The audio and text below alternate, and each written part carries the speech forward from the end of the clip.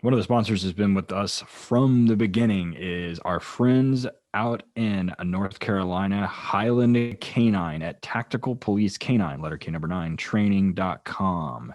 They are full service from top to bottom, left to right, north, south, east to west. They have everything, pointy ears, floppy ears, whatever you want. And they are a full service kennel doing seminars as well as handler schools for completed dogs and as well as green dogs. So be sure to hit them up, Highland Canine at tacticalpolicecaninetraining.com. The Fergusons are fantastic people. Jason's been on the podcast as well, so go look up his episode. Our one of my favorite sponsors is Dogtra.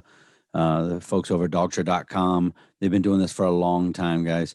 Their e-collars, bark collars, everything they do, we love it. We have a great relationship with them. They give a discount code WDR10 for 10% off any single item over $200. I tell everybody I have a kennel full of Dogtra e-collars. Most importantly, I have a kennel full of Dogtra bark collars. The YS600 to me is the best piece of equipment in all of dogs. Check them out, dogtra.com. Check them out on Instagram at dogtraofficial. We really like the guys at Ray Allen Manufacturing. They've been around for freaking ever. They were making working dog equipment before there were working dogs for working bison, apparently. So, and their product designer is one of our favorite people, Matt Wilson. We love Matt. So rayallen.com. And everyone thinks, it's only for police and military dogs. And that's not the case. If you have a working dog, whether it's police and military or search and rescue or even hunting, and even if you got pets, they have literally everything minus the dog and the patrol car that you would need to outfit a working team or a pet team for anything, whether it be scent work, whether it be AKC or UKC scent work, all the way up to explosive and narcotics detection for military and police teams and everything in between. So be sure to hit them up at rayallen.com. Use the discount code Working Dog Radio spelled out for 10% off your order. Absolutely, not even probably. Our first sponsor and longest sponsor is Arno over at ALM. Probably, to me anyways, one of the best guys in all canine. His website, almcanineequipment.com. You can get on there, give him a call, email him. He's the only guy you're going to talk to. almcanineequipment.com. He has easily the best tugs in the business. His bite suits are amazing. They last for a long time. Ted will tell you he's got the same jacket since Noah threw the ark out there. And his hidden sleeve, I still say, is the best in the business. Check him out. Use a discount code WD Radio, all spelled out, 10% off your first order. Check him out on Instagram, ALM Canine Equipment. Horizon Structures. If you need a one-stop shop, so basically you call these guys, you tell them what you need, it gets dropped off at your location, you plug the water in and the electricity in, and you can put dogs in it that day. They have everything from 2 dog kennels all the way up to a massive 40-foot long one that can house, I think, 16, if I remember correctly, and that's indoor, outdoor with a feed room and everything in between. They've got something to fit every budget as well. Be sure to hit them up at horizonstructures.com and look for the commercial dog kennel section of the website, and it'll give you everything you need. They have multiple options for doors, flooring, plumbing, electricity. They even have an option for solar if you're in a portion of the country that's not gray like it is here right now. So if you have an option for that, you're lucky. So hit them up, horizonstructures.com. Get yourself set up and start selling dogs today. Working Dog Radio, we are back. Broadcasting the bite on all the podcast platforms and YouTube. My name is Eric Stambro from the frozen tundra of Ohio. 12 inches deep of snow going on right now. With me, as always, from Tulsa, Oklahoma, is a co-host, Ted Summers. Ted, what is going on? Not a lot. Tracking and getting ready for handler school coming up towards the end of the month. And I got several single-purpose dogs I'm working, getting them ready for getting sold. So doing lots of drugs, lots of tracking. And of course I've got Pepper with me. So it's tracking and keeping her from barking all the time. Yeah. You said that before. She's a professional barker. Oh man. I think she barks in her sleep. And so, yeah, that's been an interesting problem to solve. So yeah, it's what I've been doing. What about you? besides fucking Yeah, freezing. it's bad. We got dumped on yesterday. Just Ugh. working up green dogs. I have a class that starts March 1st, so I'm working up a couple green dogs. One dog is almost finished, and the other one is we just started. Nice little dog. He'll bite your ass. He's a nice little shit. So, anyways, the kid Jordan that just went and graduated my trainer school is sticking around and helping out because he really enjoys it. Getting Cool. more reps, getting more experience. Good kid. I posted a thing on my Instagram story today. So he has a German Shepherd that's his personal dog. He's doing a little bit of PSA training with. And during the trainer's course, we made that a dual purpose dog. Dope, tracking, obedience, bite Yes. work, bikes hard as shit. And I got to tell you, his dope work is amazing. He is so good. And he's got a real good TFR with a stare, doesn't move. It's great. He looks better than a lot of regular Finnish patrol dogs that I've seen lately. So Awesome. it's been great. It's been great. So what are we doing tonight? Well, we're gonna do another one of these episodes where it's gonna be released with obviously on our platform, but then also one of these guests I've known for several, I mean, long before even got into the podcasting, and while I was in my infancy in dogs, and I actually know him from another life with related to bike stuff.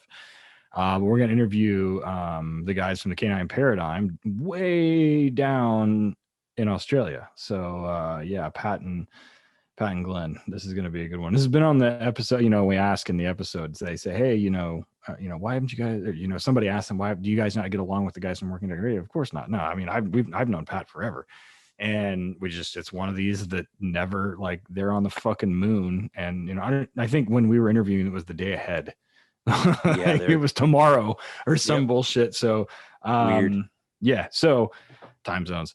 But yeah, so this is the episode, the co-episode with the guys from Canine Paradigm. So yeah, hope everybody enjoys it. And Glenn and Pat, we really enjoyed it. So thanks, guys.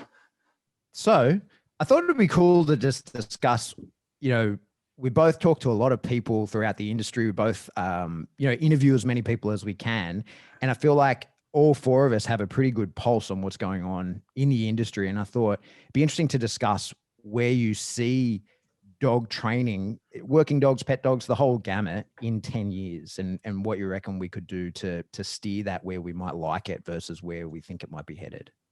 What do you reckon, Ted? It's interesting. Yeah, I don't know.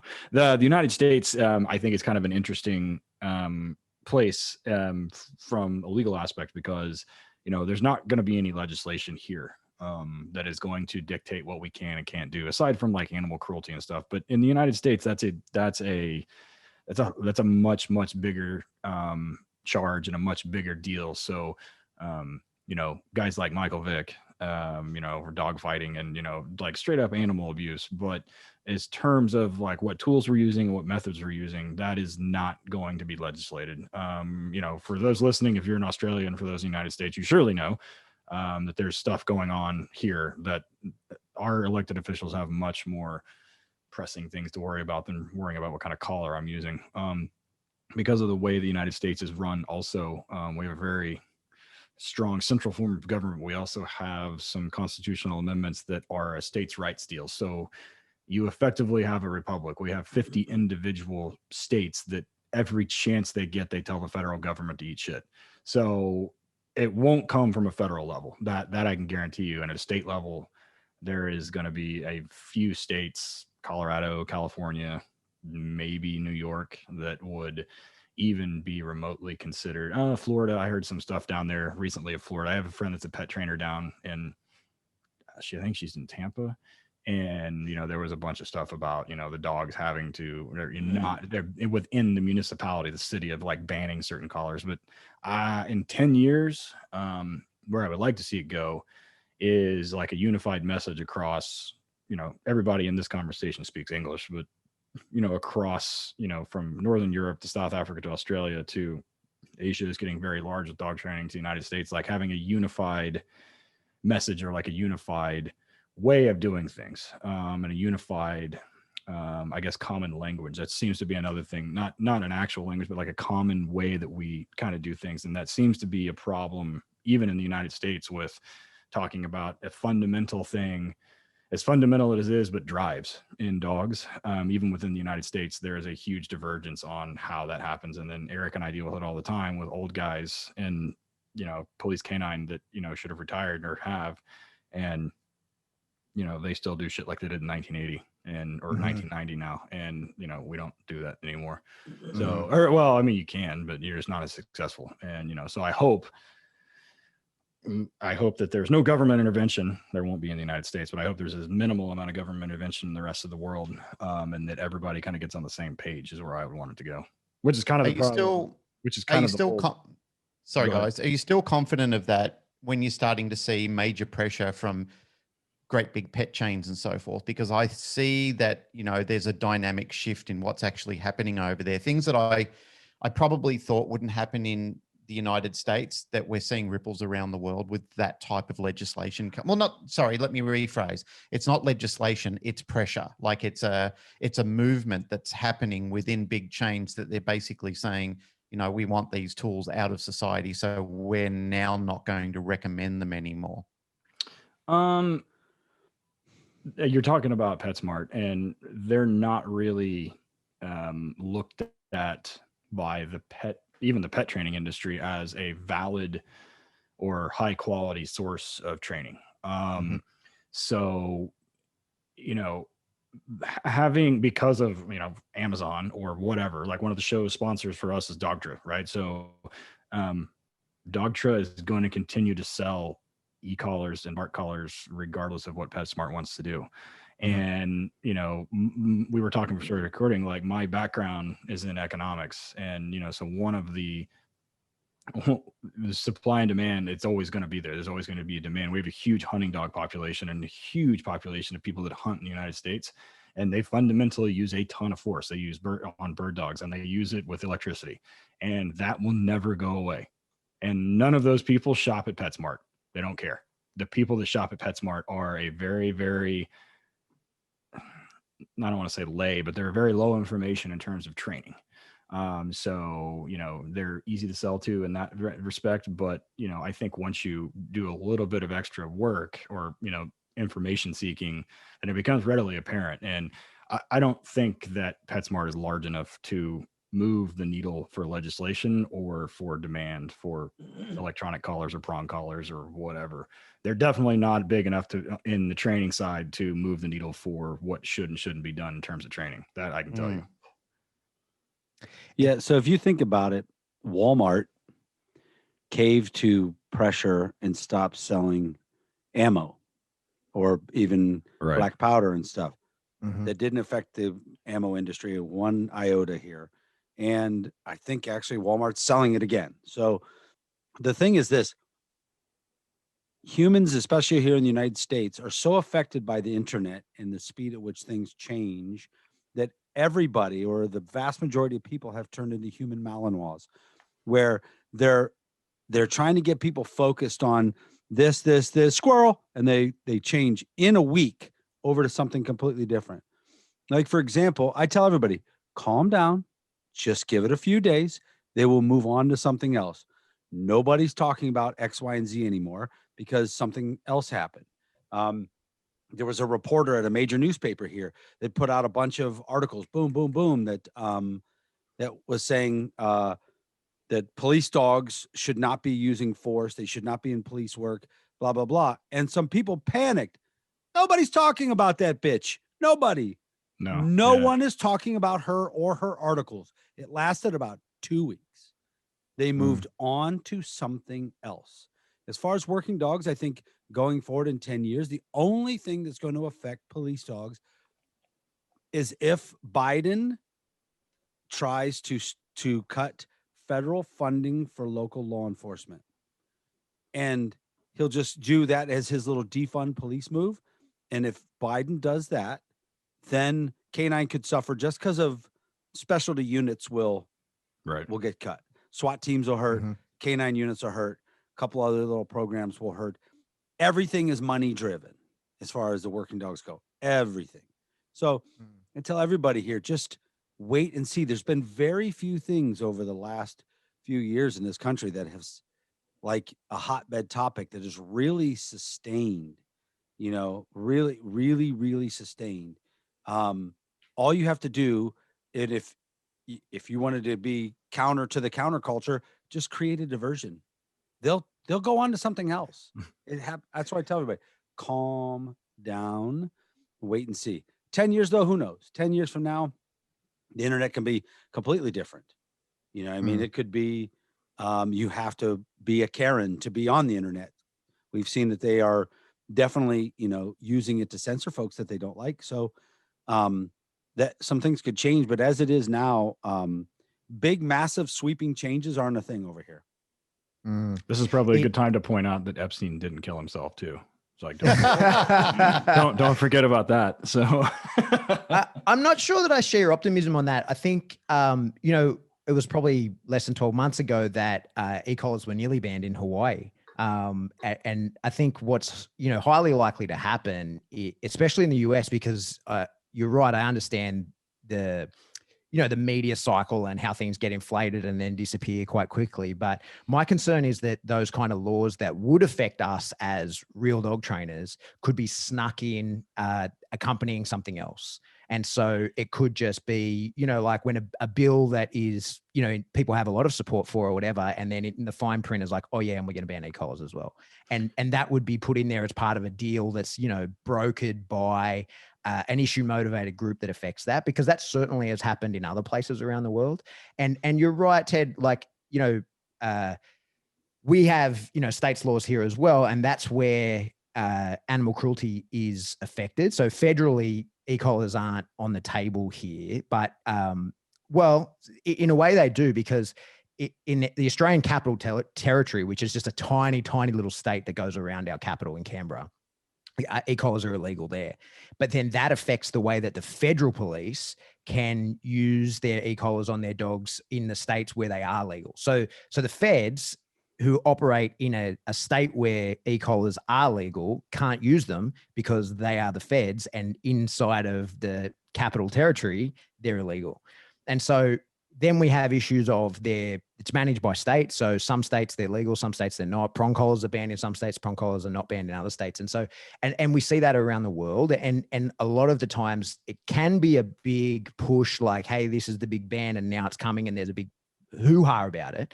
But in other times it just kind of gets snuck through, and then it's like, oh yeah, hey, by the way, like last week we made e-collars illegal, right? And so you can't use them anymore. I'll give you a good example of what Pat's talking about. So in New South Wales, our mobile speeding cameras were always marked, and they always had to put signs out in front of them. Like that's been ever since I came up from Victoria and moved into New South Wales. In Victoria, that wasn't the case. It could be a plain car on the side of the road with a speed camera on it. You wouldn't know that you're passing the car. But in New South Wales, everything through legislation, everything had to be marked. During this COVID time, and I don't know if it's related, but it just seems like, since there's been a lot of money draining out of the coffers, all of a sudden legislation passed. And within the second day of the legislation passing about having to mark those cars, now they can put it in any vehicle and park it on the side of the road without having to mark the car or without having to put the signs on. So now we're used to driving past and seeing a sign on the road saying speeding camera ahead. Now you don't get the opportunity anymore. You'll just drive past a plain car sitting on the side of the road, and that will be a speed detection camera. And that just snuck through. That came through, and only people found out when they said, hey, by the way, we're now putting unmarked speed cars on the side of the road. They do, like in California, sneak a lot of stuff in. Yeah. Like they 1 year voted a whole bunch of new laws, and a lot of them decriminalized like sexual offenses and a lot of problems. They do sneak things in on a state level.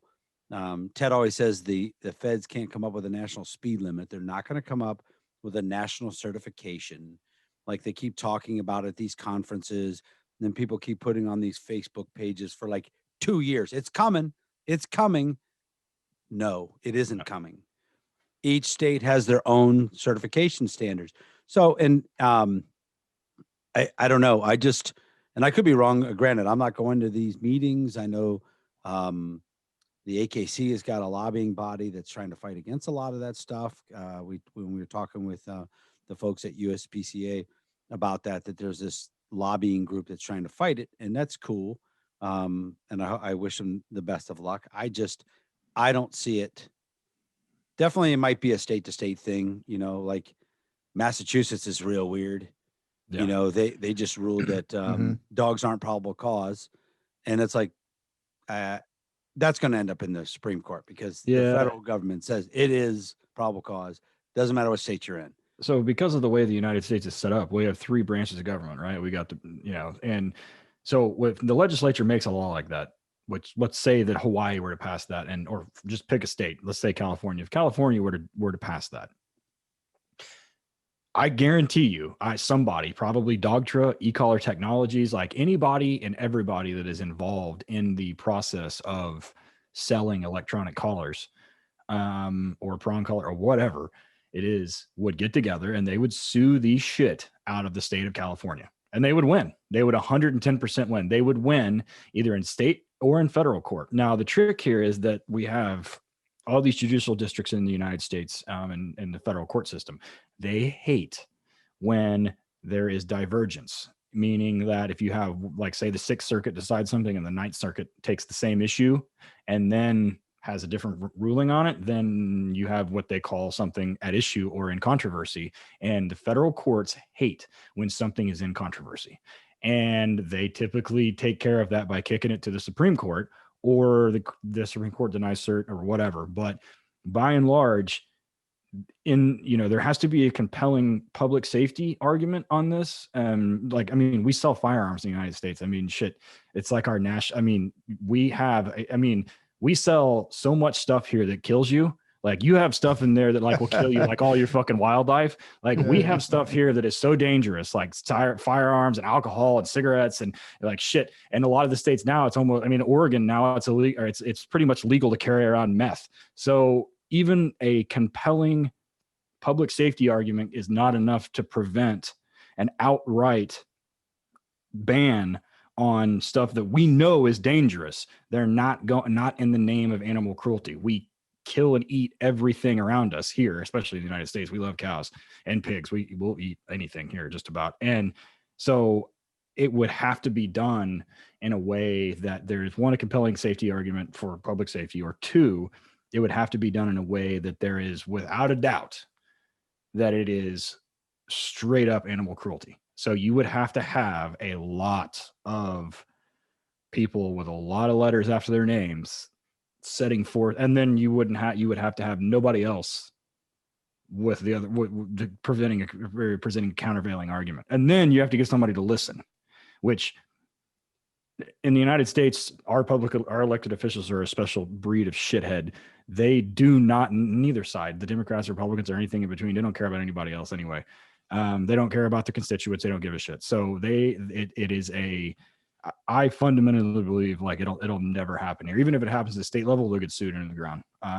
Without a doubt, even in a state like California, they would get sued. Dogtra, one of the show sponsors, is based in California. I guarantee you, if California passed a law, Dogtra would sue the state.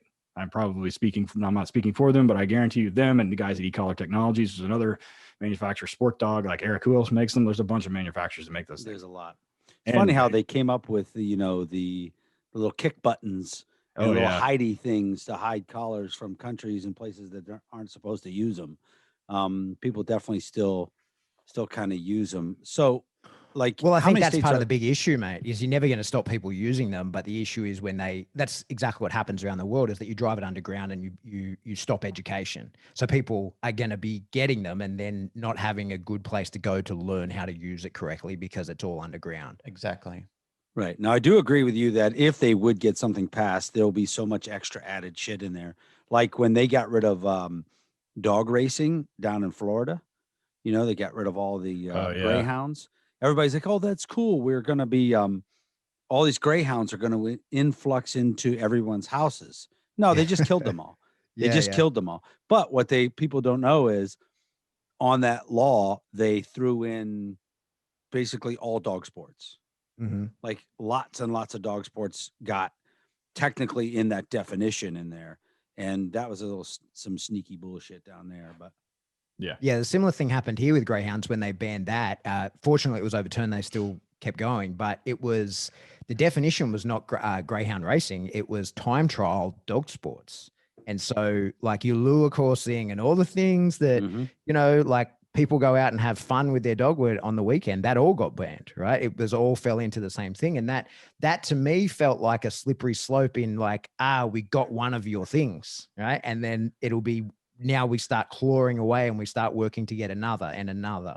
And I know that like your guys listeners are, you know, mostly police, working dog type people. And you think that banning of dog sports wouldn't affect us, right? Or banning tools for use on pets wouldn't affect us. And I'm like, oh no, it will.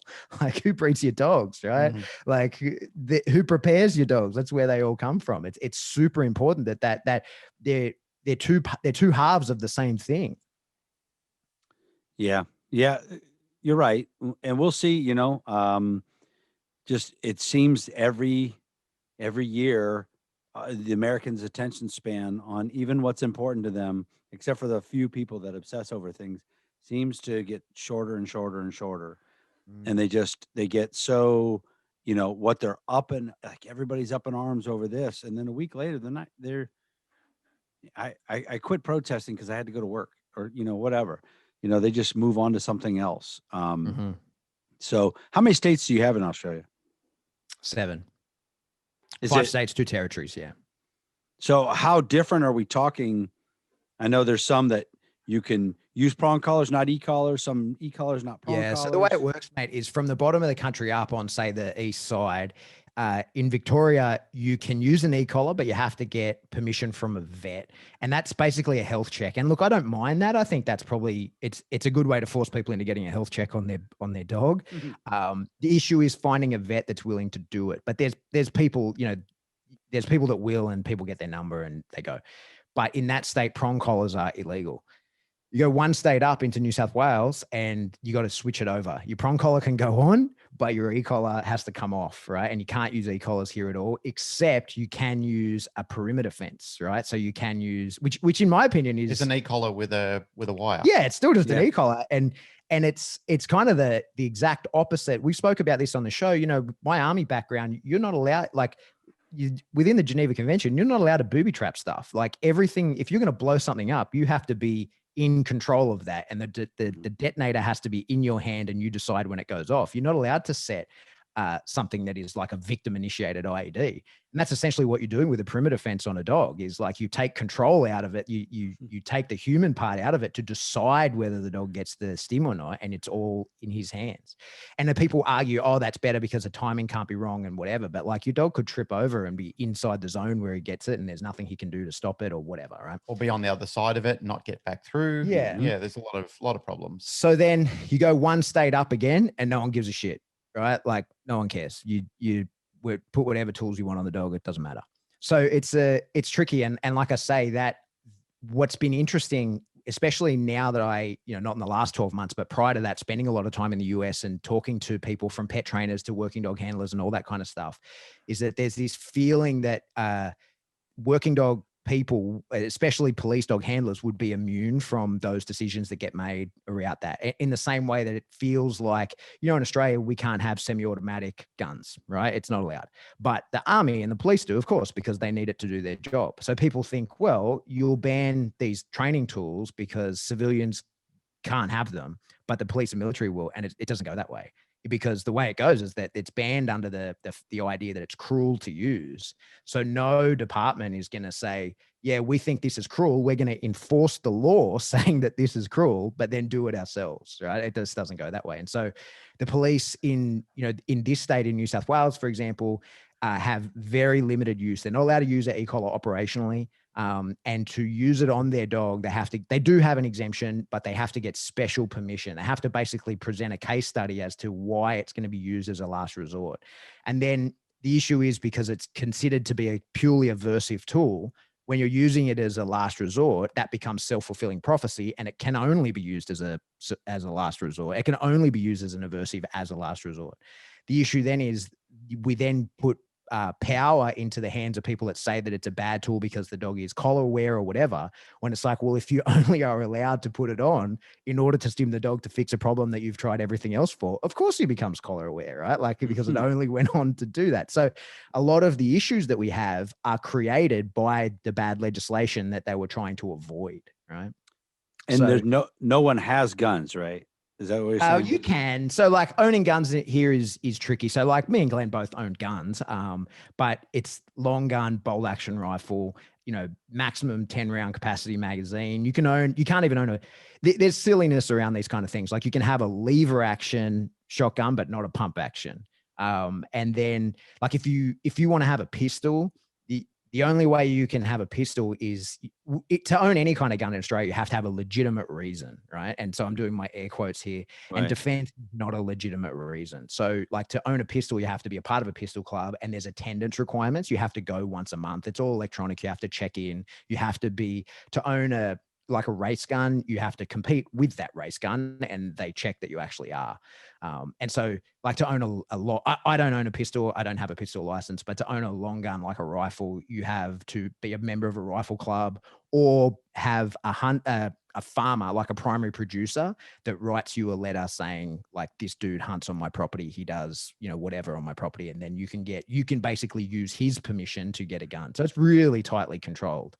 I remember when I was at school there, a guy was like, I was telling him about how you got to have a really good reason to have a gun in Australia. And he goes, yeah, like if you live in a bad neighborhood or something, right? And I was like, no, that doesn't count.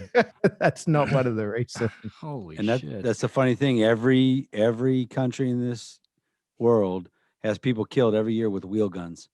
Yeah, man. With revolvers. They kill a lot of people. Yeah, they do. The criminals still get them, and they're still killing each other with them. Yeah. Yeah. I mean, it's so weird. Like even just listening, and like, I know this, right? But I mean, I didn't know like all of the intricacies of that, but the United States, I mean, there is a countervailing public safety argument of why you should not be able to buy tobacco. There just is. There's no legitimate reason why you need tobacco. There's just not. There's no legitimate reason why you need alcohol. There's no legitimate reason why we need to allow, certain drugs to be made, but a drug like legal, like stuff from, huge drug manufacturers, but it is. And, I hear it all the time. The United States is a very free place. Like, and, however you want to look at that, whether you believe it or not, but, we are like, we like stuff that kills people.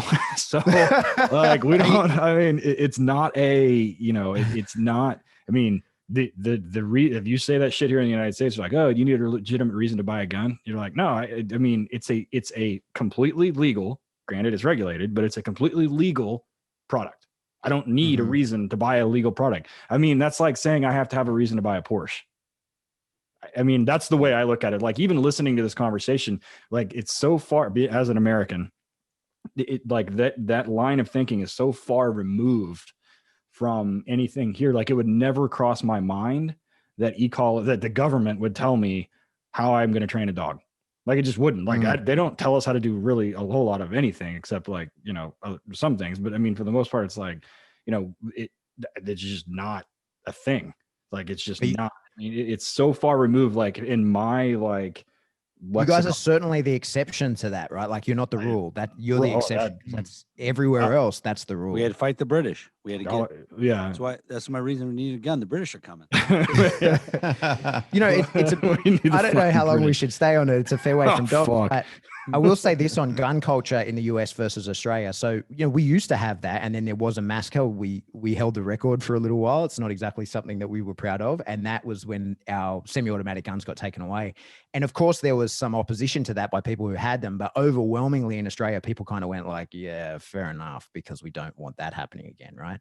And gun culture in Australia to America is very different. And it's interesting for me because, I carried a gun for 12 years, and the guns you can't buy, right? But we have a really different society in that, first of all, we've gone and fought in pretty much every war, but the wars don't really come to us, right? So that, we got bombed by the Japanese in Darwin. That was about it in World War II. And so Australians, we've never really fought on our soil. We've never had a civil war. And the other really interesting thing that I think Australians take for granted is that we don't have large predatory mammals. We got lots of shit that will kill you, but they're all little insects and shit like that you're not going to use a gun against. Oh, and so I'll shoot a spider. Fuck that. I'll shoot one. I don't care. I'll shoot a spider. I mean, you could, right? But yeah, some of our spiders you could probably shoot. Yeah. Dude, I was in the States when I was spider. at Michael Ellis's school. I was staying with a guy in Napa Valley in a winery, and we were going to walk the dogs out at night, and he handed me a Glock. And I was like, what, are we expecting to get jacked in the winery as we're walking around? Like, I was making fun of him, like, this is ridiculous. And he was like, no, but there's coyotes out there and they'll take the dogs. And I was the asshole. Like, I was laughing at him, like, what the fuck do I need a gun for to walk around in a field at night? And he's like, dude, you can't go out there without a gun. And that was interesting to me because I was making fun of him, like, oh, you fucking Americans need a gun everywhere you go. And he's like, no, dude, you need a gun out there. And I was like, oh, that's outside of my scope of thought, right? Yeah. So yeah, it's a tricky topic, bit far from dogs, but it's Welcome back from the Guns and Ammo podcast. Yeah, exactly. So we'll switch over to dogs real quick. I want to bring up one topic real quick before we take our first commercial break. So one thing I do think is I predict is going to happen, and it's not a government rule. This is more of a company rule. And you guys can talk about it. So not this long ago, we get our dogs. Say I get my dogs from Holland, and shipping of dogs used to be, I don't know, $400 or $500 per dog. It's now $1,100, $1,200 US to ship a dog. I personally think that the airlines are trying to price it out of existence, meaning trying to stop us from doing it. And I predict that at some point they're just going to cut it off. Okay, we tried. We charged you ridiculous amounts of money to ship dogs, and you didn't go for that. So we're just going to stop shipping. I think if United or one of the other ones kill another dog, I think it's over. So I don't know what it's like shipping dogs to Australia. I would imagine it's more money than that. And how has it changed for you guys? Yeah, it's definitely been increasing in cost. And we have the compounding factor of the quarantine. Yeah, our strict biosecurity laws. Yeah. Very, very strict. So Australia's a rabies-free island. And so, you know, I don't know the last time I heard of a dog getting rabies, especially one coming out of Holland, but it's 180 days. And so if you have to ship a dog at short notice, they're doing 180 days in quarantine here in Australia. But if you have the notice, you can get all your blood work done, leave the dog wherever it is, and then the dog has to do just 10 days in quarantine here. But to give you some, perspective on that, a couple of years ago when I did my first leg of my level 2 for PSA, and that qualified me to go to nationals, it was going to be a $25,000 round trip for my dog to go to the States and get him back.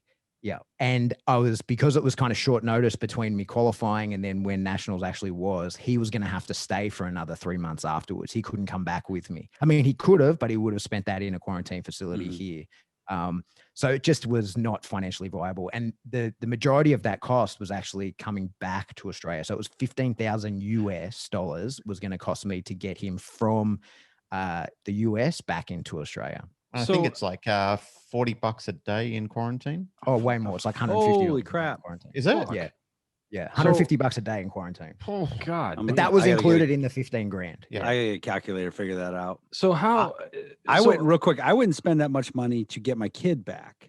So they can just get citizenship. They can stay. But yeah.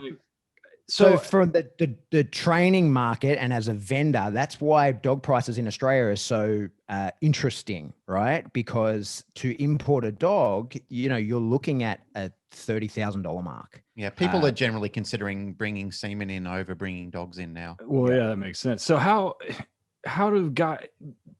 does like the Australian national team compete at like IGP and Monitoring, and I don't know if they can crowdfunding at huge expense. Crowdfunding. So, yeah, they crowdfund. Right? Yeah. I mean, clearly at huge expense. No shit. But I mean, because they obviously compete, like you see them there, right? So I mean, that's insane. Like I have a friend here in Oklahoma that went to the Monitoring World Championships. His name's Brad Harden, great dude. I love Brad to death, known him for years. But I mean, he just put his dog on a plane and flew to, I don't know where it was, Europe or something, I'm sure. And he came back and no big deal. But God bless. So, Mhm. I mean, that makes absolutely no sense. I mean, So I let me guess. ask you Yeah. this. In the 180 days in quarantine, are you able to go get him out and work him, exercise him? Yeah, so it's a blood work quarantine. So what would happen? So like my dog right now, because the blood work's all done, I've got his rabies titer and everything's all done. He can fly with me in and out of the country, right? So the flight expense is still massive, but he's now done and he's good for 2 years. So he's got like another year, and I will keep that up to date in case I ever do get the opportunity to go. But no matter what, coming back into the country has to do 10 days. And there's a few countries that are exempt from that. New Zealand, actually Hawaii with you guys, because there's no rabies in Hawaii. Right. And a couple of the small sort of Polynesian sort of islands around Australia in the same boat as well. And because of that, Australia actually kind of manages their quarantine to make sure they don't get it, to then we give it to us, right? And so, yeah, it's hugely expensive. And from a dog sport competitive point of view, that's why it's so rare that you see people competing on a world stage from Australia, because of the cost associated with it. And, you know, like you win a trophy that's worth $6. So it's not like I there's mean, prize money that sort holy of makes it shit. worth your while. And then but from a working dog perspective, so, you know, like if I were to, you know, I have bought dogs to import for people, and you like it, if I bought a puppy from you today, it wouldn't arrive until it was probably 10 months old. That's the earliest I could get it into the country, because it's got to be old enough to get its rabies vaccination. And then it's got to get a titer test, and that's 180 days after that titer. So you're looking at least sort of 10 months old by the time you bring it in. So there's no puppies that can come in, which makes us as our gene pool quite small. And it means that the people who do invest in bringing in dogs and semen are, you know, really important.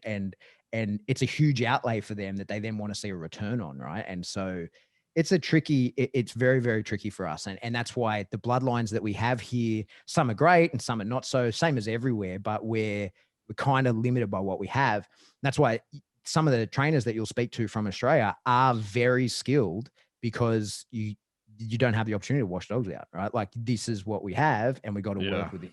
Right. And so there's a dog that maybe is touch and go, is, well, we're going to do everything that we can to try and get him over the line, because the investment, there just isn't another dog to get. Right. Whereas, you know, other places around the world, you might say, hey, the cost benefit analysis isn't here. If we spend another 3 weeks on this dog, we could just get a different one and have him on the street. That's a better move. But for us, that just isn't the move. Right. Wow. Yeah. Yeah, that's mind numbing to think about.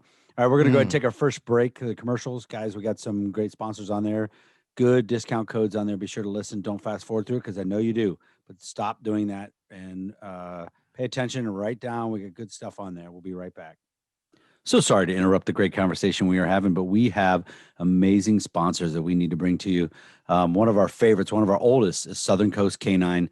The folks down there, the Heisers, they are great folks down there in New Smyrna, Florida, right? They got everything you need to do down there, guys. Full service kennel, southerncoastcanine.com. Give them a call, 877-903-DOGS. The Southern Coast Canine folks have killer dogs, guys. Everyone we've seen have been badass. Check them out on Instagram at Southern Coast Canine. Everybody knows that training is super important. One of the best training conferences in the country is HITS.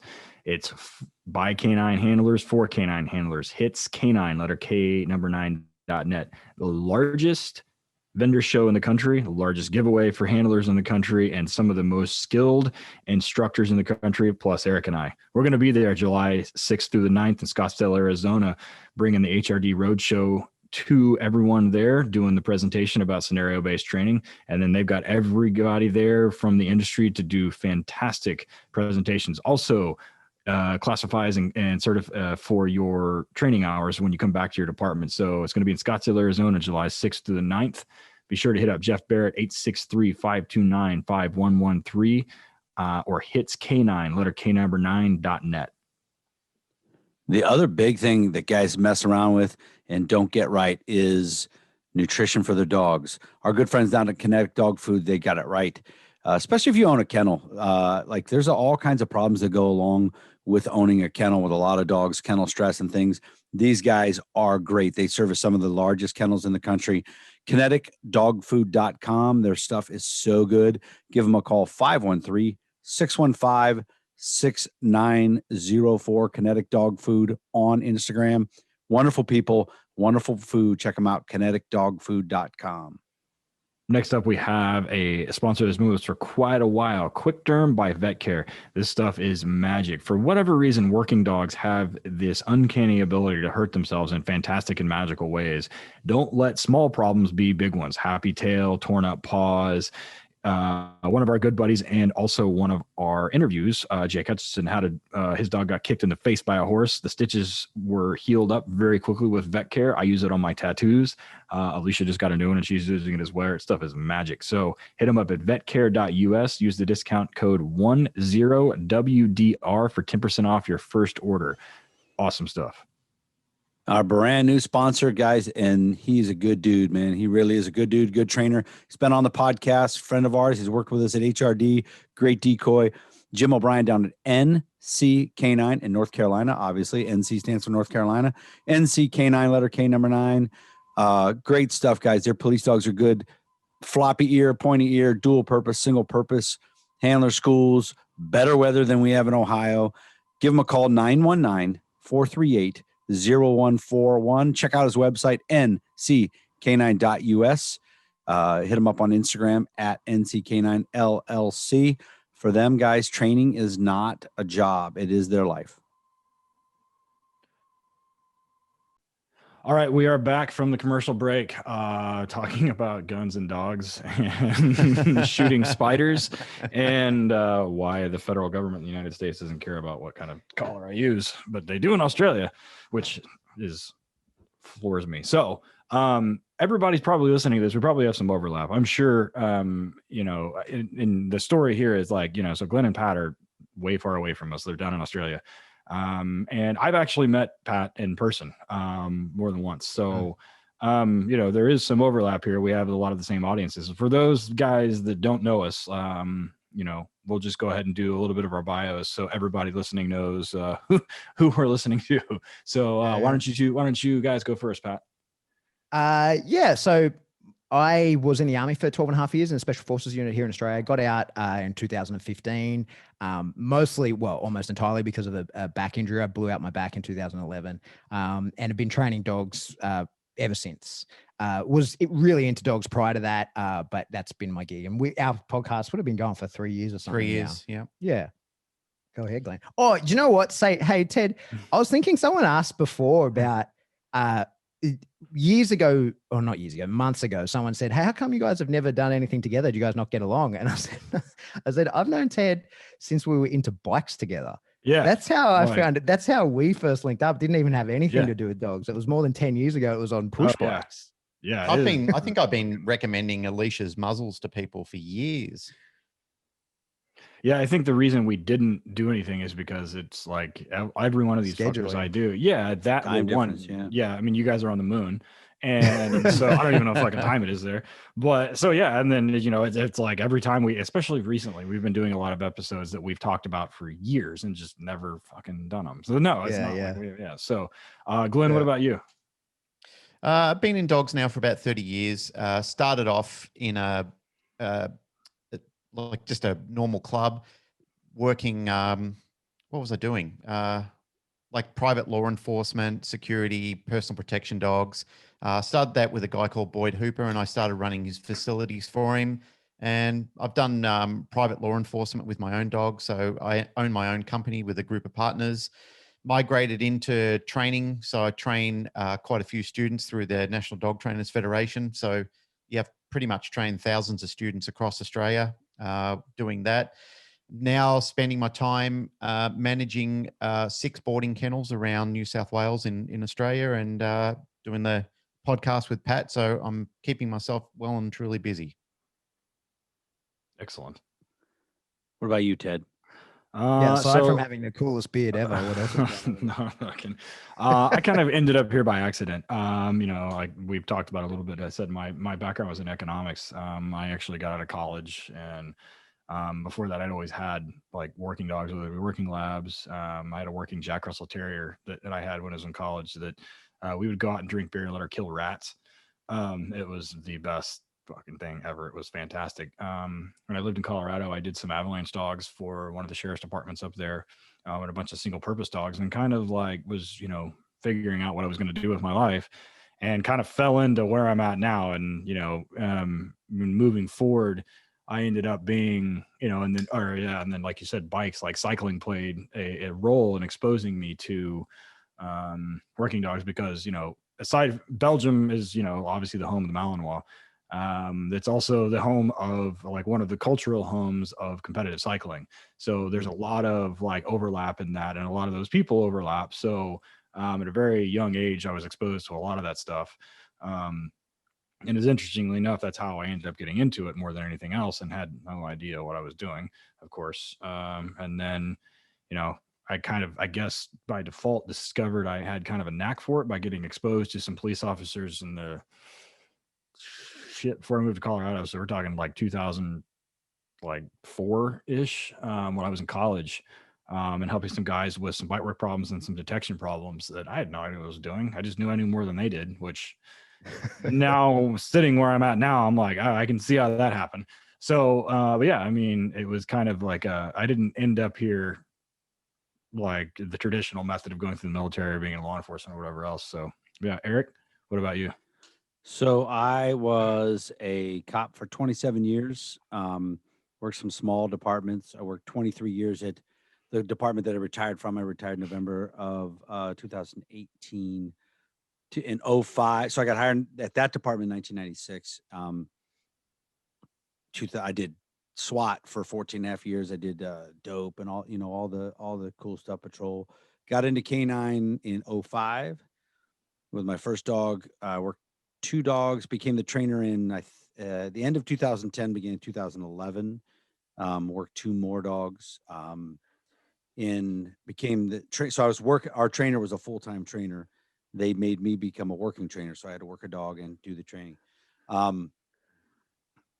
October of 13, I took a leave of absence from the department and went to California with Cobra Canine and worked the Navy SEAL contract on the West Coast for a little while, not long, 4 or 5 months. And then came back, detective for a little bit, and then became the full-time trainer. They put me in full-time. So I did that all the way until I retired, was the head trainer at the Police Canine Association. They have like 38, 39 teams in that group that we train every day. I still see the guys every Wednesday. But I retired, and now I do it as a business. And we do pets also. So we have the police side and the pet side. And I mostly handle the police side, do a couple pets here and there, but I have 7 trainers that do the pet side. So it's pretty fun. It's been busy. And then Ted and I started this podcast a couple years ago, and we own a company called HRD. So we travel around doing seminars, scenario-based training seminars for people. That's cool. So, I just wanted to quickly backtrack and just give a shout out to the International Association of Canine Professionals, which is also an organization that they accepted me on the board of directors. So I'm pretty proud that I am the first Australian and possibly the first person outside of North America to be invited and to participate in the board of directors. So shout out to the ISEP. that's pretty good. That's pretty cool. Hey, Are thank all you. the seminars here for IACP in the States? Currently, but we're working. I'm part of my job for the ISCP is I'm director oversight of the European Committee. So I'm working with a lady called Kasia Lucas over in. She's from France, but she's in Poland at the moment. But I and the committee are working on trying to get seminars and ISCP membership flourishing throughout Europe. It's been a bit of a struggle at the moment, though, with the whole COVID issue, but we're getting there. We're getting traction. Hey, on the HRD stuff, I really wanted to get to one of those with you guys. You remember, like 12 months ago, I had weekdays between events, and I was going to try and get to one that you guys are doing, but then whole trip got shut down. What's the process for that? You guys do it's high risk deployment, right? But it's just training scenarios. Am I correct? Well, so, we kind of hit on it a little bit at the beginning of the conversation before the break. Like the first thing we were talking about how the feds do things in the United States and this, that, and the other. And so Eric mentioned that, every state has its own standard if they have one. There is no federal standard. There's not one coming. The feds can't decide on a national caliber that all police departments have to use, and they can't decide on a national speed limit or a national SWAT standard. They don't give a shit about canine. They just don't. I don't care what anybody says. It's not happening. It's not coming. Right? We have federal laws, or federal court decisions, not laws, which might as well be the same thing. But we have federal court decisions in the United States to say that we have to be certified by a bona fide third party. For those listening in the United States, it's Florida versus Harris. The guys in Australia, you can look it up too, or I can send it to you.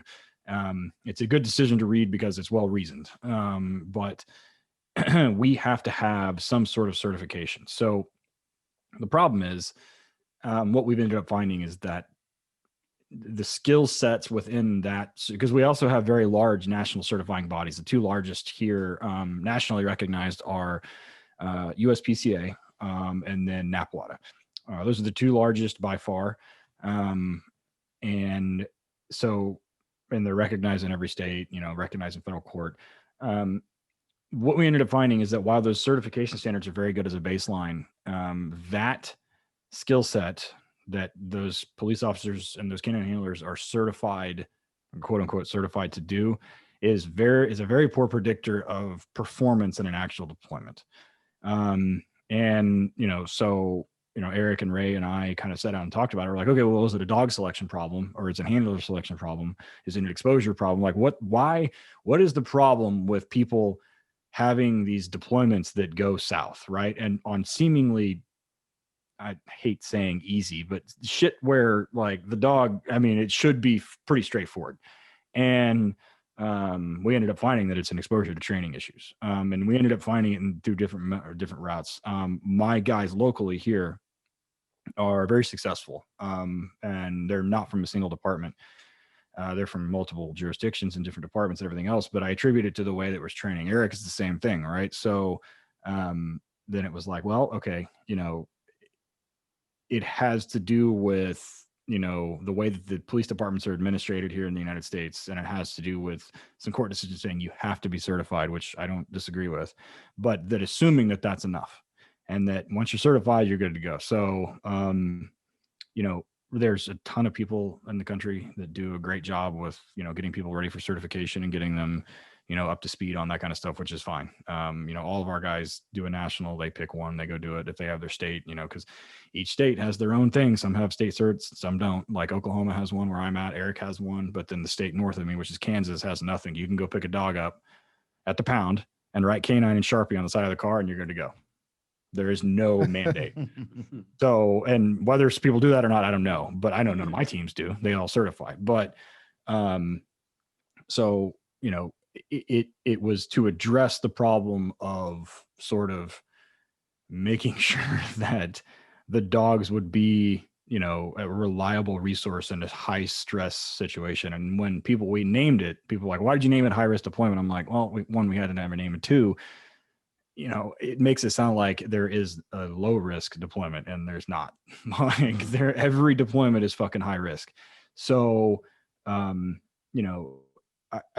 in hindsight, we probably should have picked something else, but whatever. I don't know.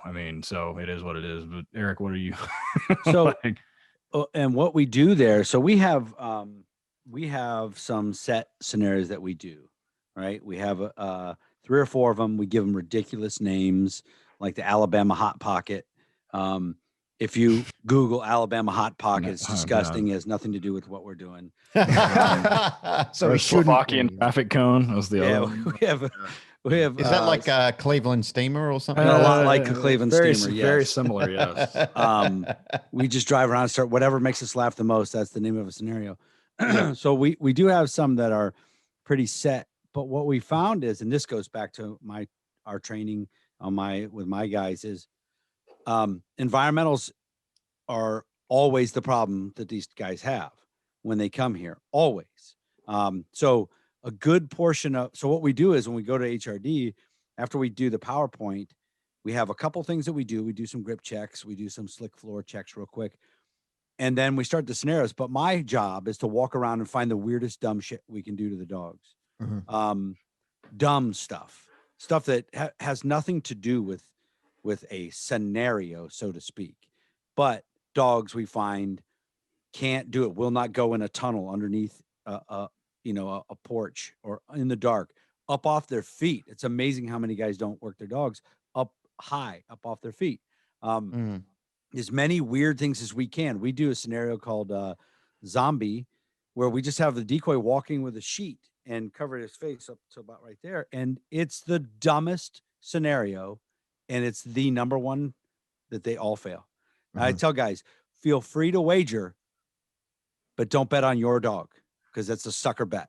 Because guys, like, my dog's, he's going to nuke him. Yeah, dudes have dogs that are, successful on the street with actual apprehensions. They're like, oh, there's no way he's not going to bite him. I'm like, and then they don't. You're about to find out, and then they don't, and they kind of stand there just flabbergasted, right? And they're like, how the hell did he not bite him? And I'm like, think about it for a second, And so what we try and do at HRD is, well, in general, we call it scenario-based training, but not everything is a scenario. What I try and do, and this is a term familiar to you guys too, that we do with pet training, that is back chaining, right? So we get this perfect picture, right? This is what it's supposed to look like.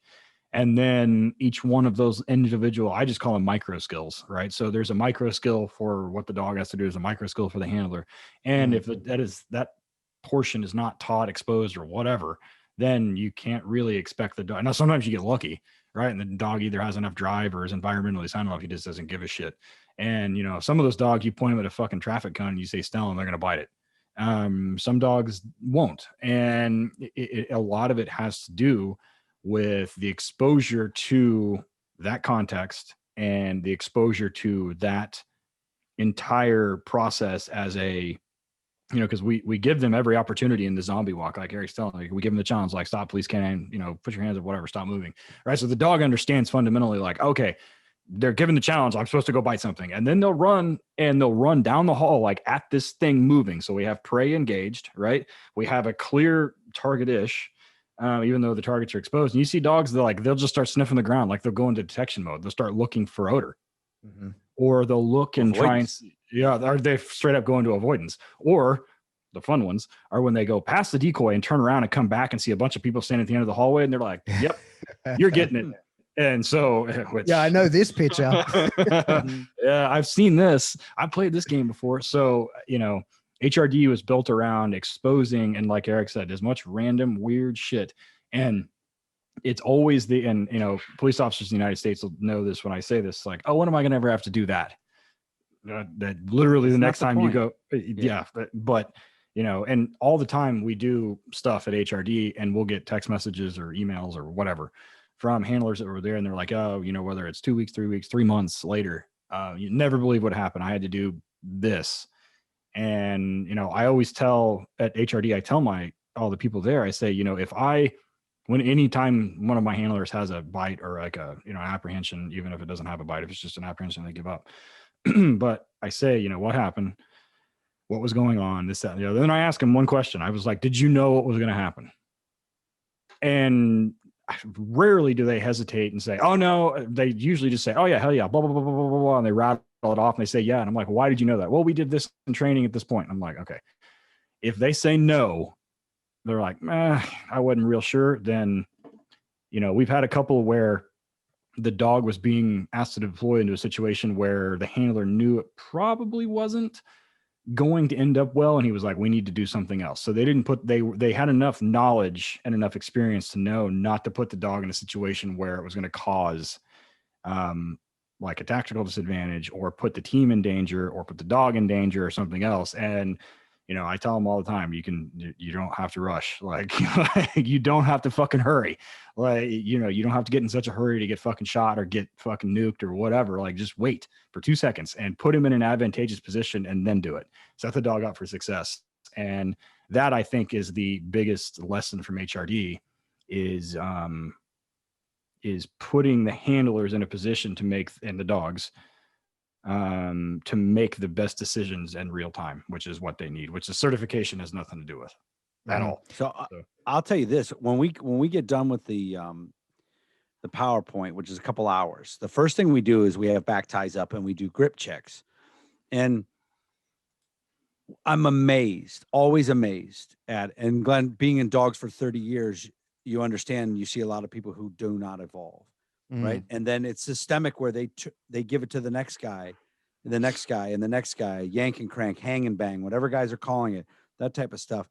Guys do not know what opposition reflex is. No clue. Never work frontal bites ever. They praise the dog the entire time, right? The whole time, even when the dog is halfway on the bite, and definitely not a good grip and definitely under stress, right? And they still praise it. We see it all the time. And I know where that comes from. Praise your dog, the trainers from it started in the 80s and it goes into the 90s and the early 2000s. And they're just praise your dog, and they're like, good Stellan. I'm like, the dog is crying and his half a bite. And this is not germane to the United States. I guarantee none of them have fucking outs. None of them.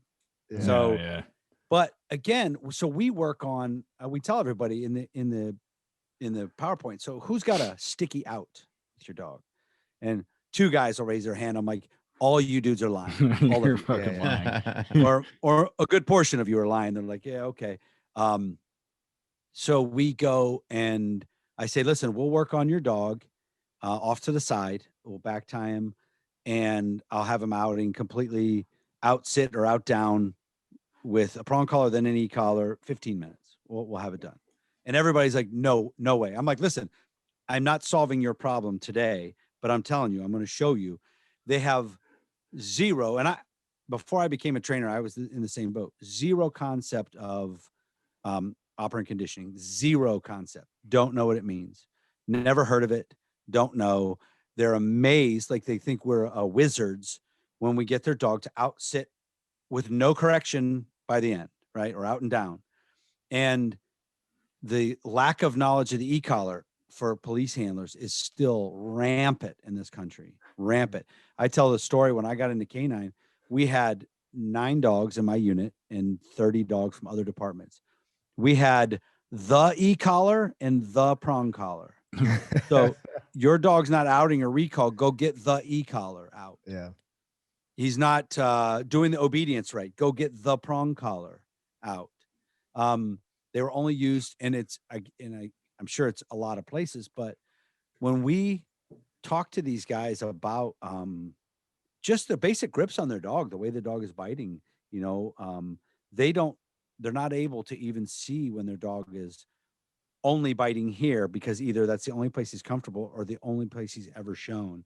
We go to a lot of these places and guys will be like, I've never used a bite suit. He's only bit sleeves. I'm floored by that. I don't get it. I'm amazed by it. So when we talk about HRD and scenarios, so much of it is just like real basic stuff, man. And we try to just teach them how to think outside the box. It's like, listen, when you go to training this week and volunteer to run it, you don't have to come up with some elaborate blue gun scenario where, you're moving up and down in dogs at doors and moving forward. Go put a decoy playing the piano in this church here and just let him play the piano and watch how goofy your dog is. Watch him not go engage the guy or run around him or go and bite him. And as soon as they play the keys on the piano, he lets go and takes off. You're never going to bite a guy playing the piano ever. That's not the point. You might. Well, you could if you're a nut job or if you had like Hannibal Lecter, and he's just there with his bloody whatever PR-24. So that's pretty much the same. That's pretty much what it ends up being. We had a group somewhere. I'm not going to say where, but from day one, I just had him jumping a small door about 4 feet high, jumping a door into a room as a decoy right there. You luring him in. Oh yeah. Okay. None of them could do it. And they go, we don't jump things. And then by the end of the 3 days, I still was struggling to get him to jump an overturned table. It just wasn't. All they do is runaway bites. Listen, my department, we're super busy with our dogs. My second dog had 50 street bites before I got him in 3 years. I had 75 or 77 in 3 years with him. We're very busy. I think I had one runoff, one guy running away, for bite work. So that's my big focus. And this is the other thing I tell guys. And I take this shit very, very, very, very seriously because my first dog was a German Shepherd. They picked her for me. She would have been a pretty decent, maybe a PSA, or not a PSA, but a USPCA PD1 dog. You could have competed in that, or maybe an IPO dog, maybe. But she had, I guarantee I had more failed deployments than anybody in the history of canine ever. I had 20 plus a year for 3 years. Wow. I was going to die handling that dog. It's going to get killed. My administration didn't give a crap. They didn't want to spend money to replace her. They made me work a dog every day that would not engage, and where I had to chase guys, tackle them, and then she would run around me and wrap me up in the leash and climb on us while we're fighting, lick my face, and stuff like that. She's going to get me killed. And so I take it, I'm super passionate, take it very, very, very seriously about it, to the point where Ted and I have pulled guys aside and go, look, bro, your dog ain't it, man. He's not it. You know he's not it. We'll write a letter for you if you would like to your boss, but you're going to get hurt. Yeah. And the that can be a really advantage, hard conversation to have with people, right? Like some people can take that really the wrong way. I had at a certification in the States, a guy was telling me about how he deployed his dog and the guy gave up, and he called the dog off, and he was really happy that the dog didn't engage. And I was like, has this dog ever engaged anybody? And it was early on, and I was like, you didn't call that dog off, my man. Like that dog wasn't going to bite no matter what. And it's a real hard conversation to have sometimes. Sometimes people can look at that really objectively and go, yeah, this is a tool and this is a broken tool or an unsuitable tool. But you're insulting their child. Yeah, then other people can really take it to heart. We say that a lot too. And we tell them, like in the presentation, right? Like before we've even seen the damn dogs, we'd say, look, we're not judging you as a human being or as a police officer. You know, and we fully know that a lot of these dogs, like in Eric's, why Eric tells the story about his first dog, like it was picked for him. Like they don't have a lot of options, right? So, and then the administrators don't give a shit. So, and then there's the 50-mile rule, which we talk about all the time, where, you know, you can tell them the same thing to somebody that lives in the town that they live in, but because it comes from somebody 50 miles away, they're like, oh, they must be right.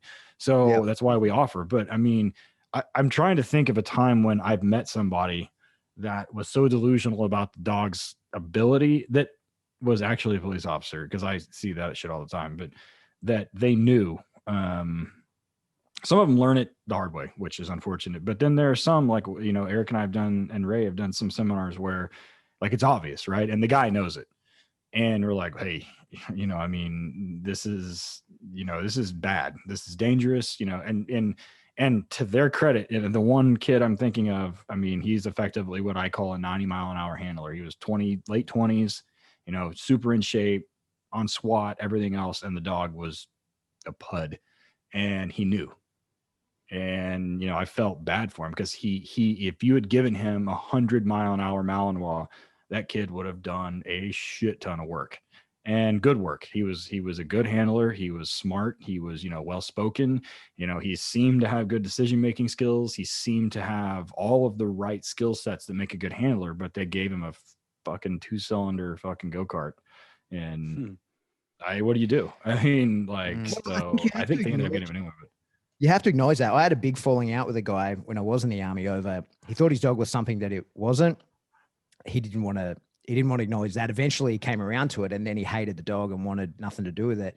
And I was kind of like, hey, we don't have a dog to replace this dog with right now. So we can still use him, but you have to know he's not going to engage, because he's great at finding people. He then just barks like a scaredy cat around them. So long as we acknowledge that and we don't put him in a position where that's going to get someone killed. But at the end of the day, I was like, dude, you're in a team of 6 guys, and every guy's carrying 2 guns. Like shooting people is what you're good at.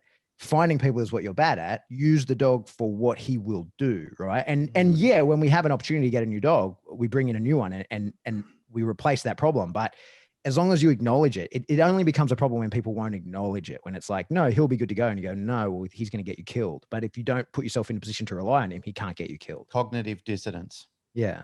Hey, Eric, it was fantastic listening to you talking before. It really resonated well with me, because when I first started off in the canine industry 30 years ago, I was very fortunate to fall in with a guy called Boyd Hooper, who was my original mentor. He was, you know, involved in the army, and we were liaising with a lot of law enforcement back then. And I was a kid, you know, that was really my first professional experience in the dog training industry. One of the things that was really beneficial was that we had the training ground that we had it was a large open factory with a lot of machinery inside, and we had great big fields all around it. So it was all like the ultimate training facility. We were allowed to use the offices. They had upstairs, they had downstairs. So, we used to expose a lot of flaws in our training because, as we've all been talking about, that was most beneficial in what we were doing. Like things like when we were doing room searches, we would have a decoy hiding on the either side of the door, because most handlers would just burst in there, security, I'm coming in, et cetera, et cetera. They'd yell out the advance and they'd run in with the dog, and there'd be somebody there, either to shoot, stab, or hit you across the head with a pole. So we would do things like that. So the dog would run in the room, person say, I gotcha, and start doing things like hiding up in the racks, like there were storage racks that we would go up and hide up inside, because the same sort of thing. Dogs were used to finding you in a convenient location, not looking for you while you're hiding on the second tier of a rack, hiding under things, hiding up. We would go up. There was a metal staircase there with a see-through steps that some of the dogs just would refuse point blank to go up. And having experienced that and having been involved in that made me not only a better trainer, but a much better handler as well, because I knew what the limitations of what my dog were at the time. And also guys that I was working with when I was involved in security, I knew what their dogs, the limitations of what their dogs would and wouldn't do. So we were continually, and Boyd was a great pioneer for doing things like that. Like he was bringing out people like, at the time in the 90s, Dr. Stuart Hilliard, Pat O'Connor from Ray Allen, who was back there at the time. I mean, anybody that we could get in the country that we could work with to show us what you guys were doing in the States. He went over and trained with Tom Rose and a whole bunch of other people over there, and anything that he could bring back which he thought was relevant, he brought it back to the country and disseminated it amongst us. So we really had a very diverse exposure to a lot of what was going on, because we were so limited in Australia with what we knew at the time.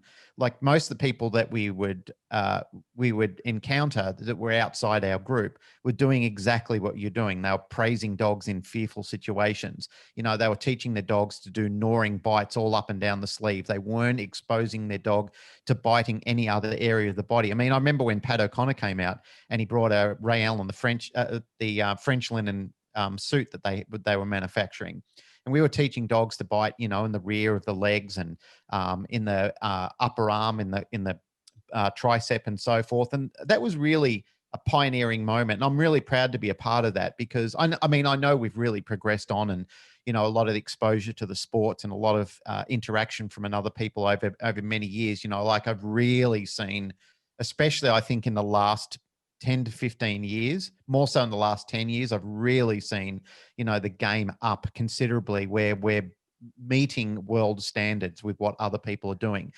Decoys are getting smarter, more people are coming out, more presence to education worldwide. But, like, as I said, going back to what we had back then and what we were exposed to and what we were doing, the think tanking we had, it was great times, and it was really good to be a part of that. So yeah, thanks for your story, because it really woke up an old memory inside.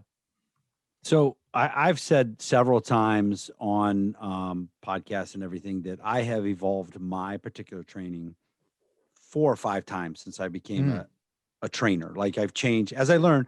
I've changed definitely the way I do obedience for police dogs. Yep. Yes. Definitely. More knowledge in the e-collar, things like that. But there are a few things that I have stuck with that I was taught by my original trainer. I've evolved in most everything, but there's a few things that I've kept the same. So like Glenn, what are something you're doing? And I'm assuming you're the same way, but what were you doing way back in the day? Even like 1995, for example, that still is what works today. I think the way that I learned how to bring defense out in dogs back then, when it was required, I've still maintained that level of training now. But I totally agree with what you were saying before. And Pat Nolan said it well when he was on the show, that he said, I'm not the same trainer I was last Wednesday. And there are certain things that you migrate, and you have to, like you really need to, like the way we did obedience back then, our obedience element was great then. It would be terrible by today's standards, because it very much relied on, a lot of pressure on the dogs, a lot of early pressure. And even at sometimes, I would say, there are elements of learned helplessness in certain things where for example, we'd say the word heel and then you correct the dog a second after. So the dog learned, only really the really top end and tough dogs learn to deal with that sort of situation, which is primarily what we were focusing on. And I look back at some of those things and I think, geez, I'm glad we're doing it the way we're doing it now, like the progression that we've all learned and we're stepping forward with, because back then that was terrible. Some of the things, like getting dogs to understand how to grip. I mean, back then I had a good education on it. I still know how to teach dogs to grip fairly well when I've been working dogs on bite.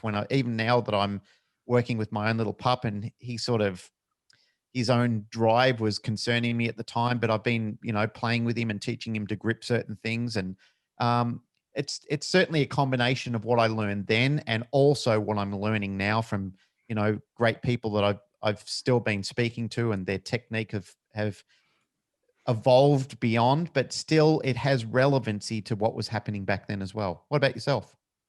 The way I teach building searches, Mm. I still find value in the old USPCA boxes, the 6 boxes with the slit on the bottom of them. Yep. Unfortunately, at the canine field, we had old school wooden boxes where like you had to check it for hornets' nests and black widow spiders before you got in it. However, you could teach a dog to sniff a bottom seam and it translated to doors real well. But those things got old, and man, we spent so much money on all new of the plastic stuff. I hate them. They got the side opening door. I can't stand them. So I don't really use them all anymore, but the concept is still the same there. That's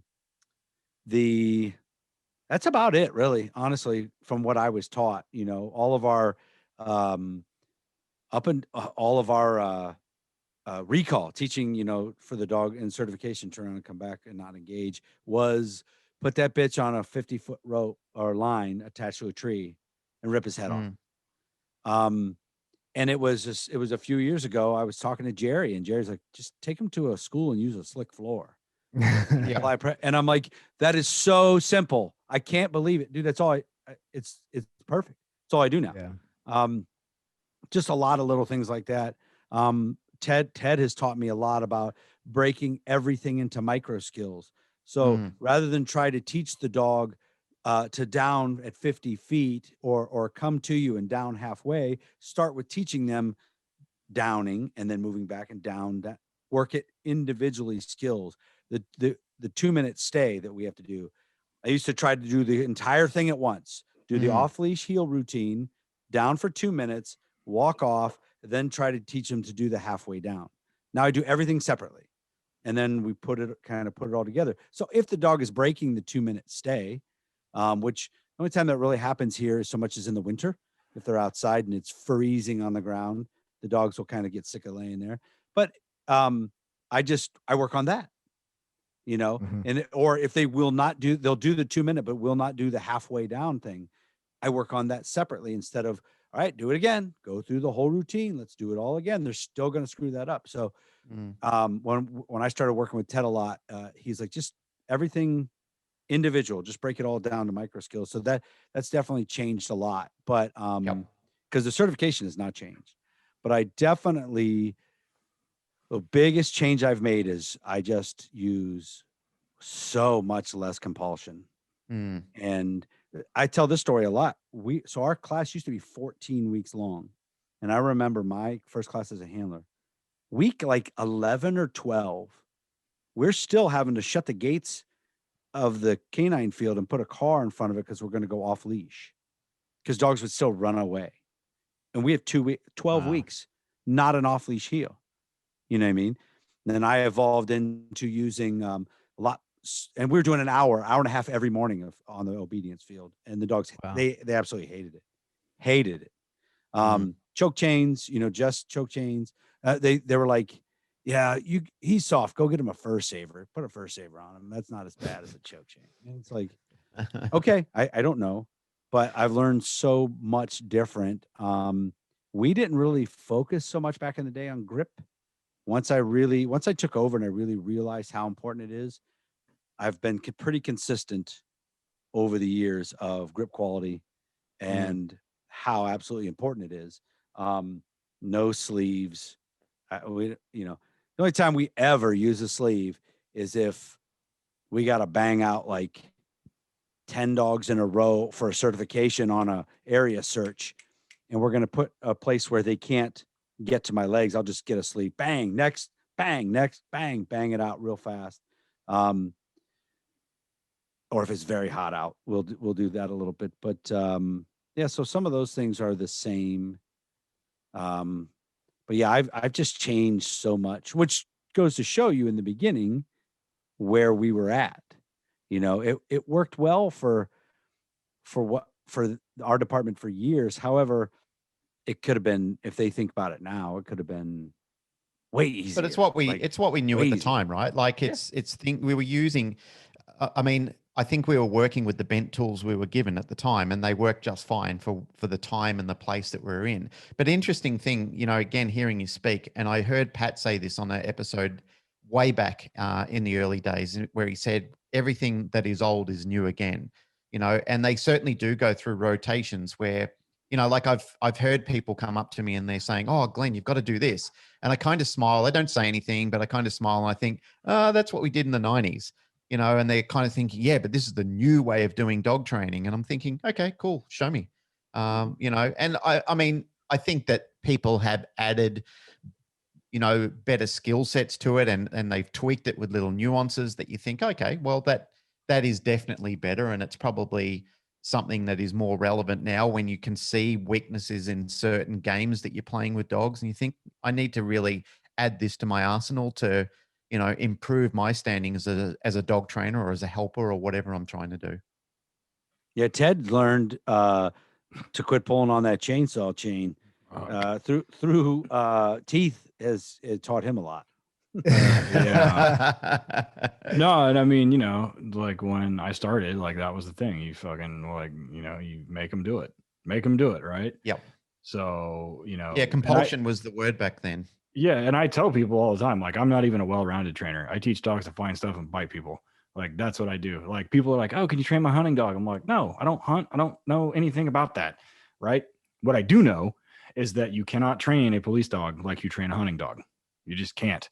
Because most of if they're a dual-purpose dog, and even if they're not, if they're a pointy-eared, most of the time, if you apply that much heat to them, they're going to shut down. Or if they're a nice dog, they're going to try and murder you. I got tired of getting fucking bit. Like, I got tired. Somebody along the way told me, they're like, "You keep yanking on that chainsaw is going to start one day," and shit, were they right? So, and that's why I have all these tattoos, is not because I've got scars all over my arm from getting fucked up by big gnarly dogs that, I got in a fight, like, and it was straight up frustration on my part, right? Like, the dog clearly didn't know what I was asking him to do. I'm like, "Well, fine, fuck you, motherfucker. I'm going to force you to do it." Yeah, nope. And I was like, there's got to be a better way. Like, I don't like, I mean, I get it. Like, some of these dogs are, that's their personality. Like, that's their job. They find stuff and they bite people, but they can't bite me. So, I was like, I've got to find a way. And I had somebody along the way to ask me, they're like, is it somebody, I think the exact words were, "Is it outside the realm of possibility that he just doesn't understand what you're asking him to do?" And I kind of looked at him. I'm like, "Well, shit, yeah, that makes a ton of sense." He's like, "Why didn't you back up and teach them how to do it?" And I'm like, "Well, fuck, what do you think I've been doing?" He was like, "Well, not teaching them, that's for damn sure." And then we get into learned helplessness, and then you've got a handler that's afraid to correct the dog, and the dog is afraid to do anything to avoid corrections. You just stand there and look at each other and wait to see who's going to flinch first to get bit or get punched in the face. So, like, I was like, "There's got to be a better way." We call that. Yeah. So, I mean, there's got to be a better way.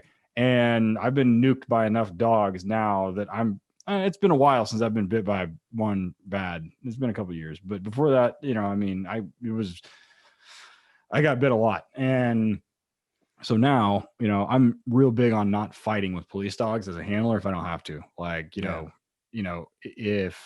it is, and normally it happens with like stuff that spins up. And I see it a lot too in like the personal protection side. So Malinois and high drive German Shepherds and Dutchies are not fat-headed Molser breeds. They are not Cane Corsos. They are not Dogo Argentinos. They are not Pit Bulls. They're not. And trying to raise one of those dogs or handle them the same way is just not that ain't gonna work. And, you know, I think we talked about this on another episode, but I had a guy come to me who had 2 German Shepherds and he got a Malinois, and he's a very accomplished handler. He gets this Malinois and I'm like, you need to speed up a little bit, homie. This dog is running you into the ground. And, you know, it is fundamentally, so I tell people all the time, like my skill set is really good for dogs that are high drive and kind of dickheads. And that's what I'm good at. Cause people text me, they're like, oh, can you train my pet? I'm like, I mean, I can, but do you want me to? I mean, it's not my thing. I mean, I know how, like I can do it, but I mean, you know, I had a friend that had a Shiba Inu, and literally the only thing those dogs want is to not be around your ass, right? Mm-hmm. Like they're just fucking, they're the most antisocial fucking dog, like, you know, and you know, they have no motivation for food. The only motivation they have is to not be around a human being. I mean, how do you train a dog to recall that's like that? They won't come back for food. They won't come back for pressure. Right. So it's like training, you know, I mean, it's like training a fucking killer whale. You can't correct a killer whale. Like you can't correct an orca. I mean, what am I going to do? Get out there and hit it with a bat? No, fucking Shamu would eat me. No, I'm not gonna fucking fight with a killer whale either. So I changed. Like I don't get in fights with dogs anymore. I'm like, all right, it's very common for me to put a dog up when I get frustrated and be like, all right, I've got to think about this. And this is where Eric talked about. This is where the micro skills thing come in. I'm like, what could he possibly not understand? Like, what about this? Because he understands how to do this. He understands how to do this. He understands how to do this. Like, why is this disconnect here? Like, what did I not show him? And then I usually figure it out. And I'm like, all right, well, then I'll work on that for 4 or 5 or 6 days at a time straight. And then all of a sudden the dog's like, all right, you know, and then, you know, the back chaining comes into play and everything works together. And from A to whatever the last letter is and the behavior chain, and everything works flawlessly because I've taught each individual one, but I would skip steps and I don't do that anymore. And I don't try and fill the gap with heat because I got tired of getting smoked. You know, I think it's excuse me. I think it's really important. Again, listening to your points there, that a lot of people don't learn to stay in their lanes, so they try and diversify all over the place, and they make a shit job of it. Like some people are very good at certain aspects in training and not at others, and they simply don't understand that. I think their ego gets way too swelled to limit them, and thinking, you know, like I'm really good with working dogs, but I'm not great with pet dogs, or vice versa. And I've seen people do exactly the same thing. I mean, I know of an individual that I'm thinking of in my head that was very gifted and great with detection dogs, but then started to diversify into working dogs and was absolutely horrible at it. Like they would just fucking murder it. And I'm not talking about it in a good way. Like it was just horrible to watch their work, but they just didn't get it, that because they thought of themselves as a guru or an expert in the field of everything, that they thought, oh, I can just instantly fill a gap there. But, you know, when people do learn to do that, when they understand, you know, look, I've tried that, I'm not really good at it, I'm going to go back to either detection or staying in working dogs or staying in, you know, like helping pet home behavioral things, they kill it. They absolutely kill it. Yeah. And I mean, and that's okay. Like, and I tell people all the time, I'm not a well-rounded trainer. Like I'm not. My skill set. Yeah. And then that's great. But my skill set is like this wide and like a mile deep. And that's it. Yeah. And then I tell people that all the time. Like, that's what I'm good at. Like, they're like, oh, you know how to do like aggression, like behavior modification. I'm like, why? They're like, well, how do you deal with dog aggression? I'm like, I don't let them around other dogs. They look at me like I've got a dick growing out on my forehead. I'm like, well, that's how I manage. I mean, I'm like, that's how I manage it. They're like, well, can't you teach them? I'm like, why? You know, kennels are an invention for a reason, right? Just put them in a fucking kennel and let them out at the same time together. Well, they need to play with each other. No, they don't. They don't need to fucking play with each other. No, they don't. He doesn't. He's an asshole. He doesn't like other dogs. Don't let him play with other dogs. And that, I guess, is not what people want to hear. No, that's not what people want to hear. But I mean, on the police side, it's really easy, which is why I don't deal with pets a lot, because I'm like, well, because somebody asked me the other day, like, how's he with other dogs? I'm like, I don't know. Like my insurance, like literally my insurance policy that I have for the kennel, like specifically says that we're only to have one working dog out working at a time. Like we don't let them interact. Like they don't play fuck around. There's no like playtime. Like, no, they get out, they work, they go back in the kennel. Like that's it. And people are like, oh, how is he with kids? I'm like, I don't know. Like his job is not to interact with kids. Like his job is to find drugs and bite shitheads. That's what he does well. So, hey, can we just circle back around real quick? Because on the topic of certification, scenario-based training, it's where I was kind of go before, was huge to me when I was in the army. I met Randy Clifton a long time ago, who was one of the like co-inventors of Simunition, and he sort of set me on a path to get somewhat obsessed with it. And it was more gunfighting type stuff that I was into at the time, not dogs.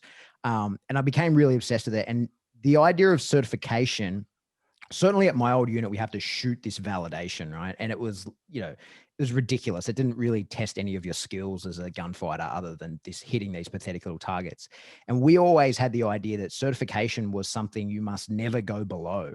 It wasn't something to work towards. You should be miles ahead of it. It's just never get below that. And if you ever found yourself worried about a certification, then you're in big trouble, right? You should never be working towards it. One thing that I know you're you're quite outspoken about it, Ted. I see you online fighting with it, is hard outs, right?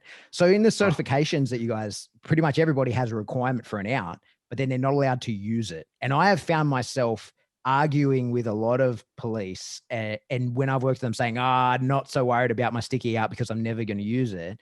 And I'm like, no, you could, because like, yeah, you're meant to choke the dog off the bite, but if your dog's on a bite and some guy pulls out a knife, you might want to get your dog off real quick. Or if the meth head that's biting your dog on a second story is doing the PSA style drive towards the balcony and intends to jump off the balcony with your dog attached, that would be a time I would want to out my dog and let him jump off the balcony sans dog. So that was kind of what I wanted to bring up about certification, and how like there's things in there that, even though it doesn't seem obvious, it's there for a good reason. Like there are arbitrary bullshit things in certification that are annoying, but it's not everything. There's lots of things that are in there. And if you're worried about your out, you might have some trouble. yeah.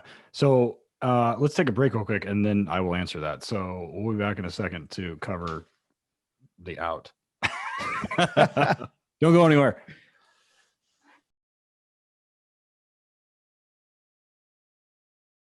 Working Dog Radio, we love our sponsors.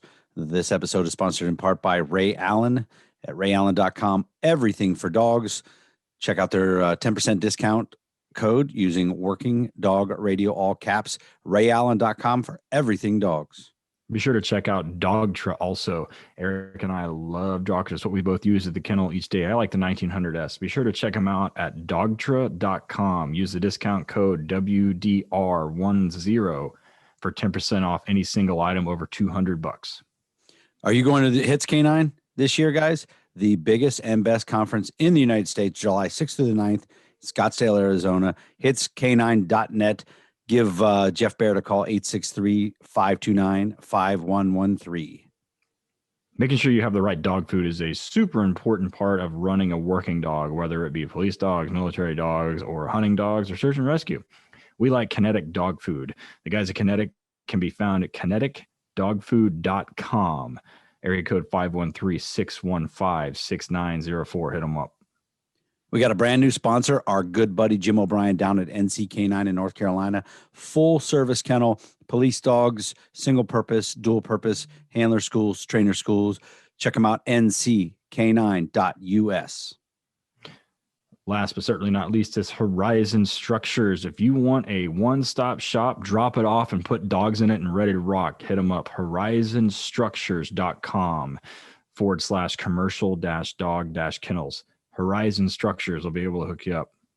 All right, guys, we are back with our second Australian U.S. co-episode with Glenn Cooke and Pat Stew. He's so cool that everybody knows him as Pat Stew. Nobody over Really? here even calls him by his full name. No one. It's like me and Ted Stickles. Yeah, That's news to me. Yeah, nobody that I know of. Like, who you having on tonight? We're gonna talk to Pat Stew. Oh, cool, man. That guy's great. I follow his podcast. They know. Fuck that guy. That's what they really say. Fuck You yeah. should own that domain name, patstew.com, just so you know. Yeah, maybe I should.